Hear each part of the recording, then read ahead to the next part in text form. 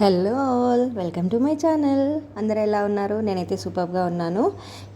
ఇది వచ్చేసి శ్రీకాళహస్తి వెళ్ళామన్నమాట. బెంగళూరు నుంచి ఎయిర్ షో చూసి రిటర్న్ వచ్చేటప్పుడు. ఎయిర్ షో చూడని వాళ్ళు ఉంటే లింక్ డిస్క్రిప్షన్లో ఇస్తాను, వెళ్ళి చూసేసేయండి.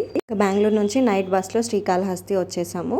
శ్రీకాళహస్తిలో టెంపుల్ దగ్గర హోటల్ తీసుకొని ఫ్రెష్ అయిపోయి మార్నింగ్ దర్శనానికి బయలుదేరాము. చాలా సంవత్సరాలు అవుతుంది శ్రీకాళహస్తి వెళ్ళక. అంటే బెంగళూరులో ఉన్నప్పుడు అట్లీస్ట్ ఇయర్కి ఒకసారైనా వెళ్ళే వాళ్ళము. కరోనా వల్ల ఊరు వచ్చేసి ఇంకెళ్ళలేకపోయాము. సార్లు శ్రీకాళహస్తి టెంపుల్కి వెళ్ళిన టెంపుల్ స్టార్టింగ్లో కాశీ విశ్వనాథుని టెంపుల్ ఉంటుంది. అది నేను ఎప్పుడు విజిట్ చేయలేదు, ఫస్ట్ టైం ఈసారి విజిట్ చేశానన్నమాట.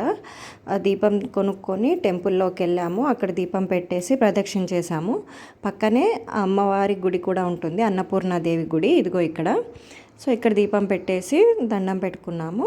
అలాగే పక్కకే శివయ్య టెంపుల్ కూడా ఉంటుంది, అక్కడ కూడా దర్శనం చేసేసుకొని మళ్ళీ ఇంకా గర్భగుడి వైపు వెళ్ళామన్నమాట. టెంపుల్లోకి వెళ్ళక ముందు గోశాల ఉంది, అందులో 5 ఆవులకి గడ్డి కోసం డబ్బులు ఇచ్చి గడ్డి తినిపించి ఇంకా కాళ్ళు కడుక్కొని కొన్ని వాటర్ నెత్తిపైన చల్లుకొని పువ్వులు కొబ్బరికాయ అన్నీ కొనుక్కొని టెంపుల్ లోపలికి వెళ్ళామన్నమాట. టెంపుల్ లోపల ఫోన్ అలవ్ లేదు కాబట్టి ఫోన్ లాకర్లో పెట్టేసి టెంపుల్లోకి వెళ్ళాము. గుడిలోకి ప్రవేశించగానే అక్కడ ఒక లోపల కింద గర్భగుడిలో భూగర్భంలో ఉన్నట్టుగా గణపతి ఉంటాడు. ఫస్ట్ ఆ వినాయకుని దర్శనం చేసుకోవాలి. అక్కడే మాకు 2 hours టైం పట్టింది, ఎందుకంటే అందులోకి అందరూ ఒక్కటేసారి వెళ్ళలేరు. ఒక్కసారి 4 వెళ్ళి దర్శనం చేసుకుని బయటకు వచ్చాక ఇంకో 4 వెళ్తారు. సో అందుకు లేట్ అయిపోయింది.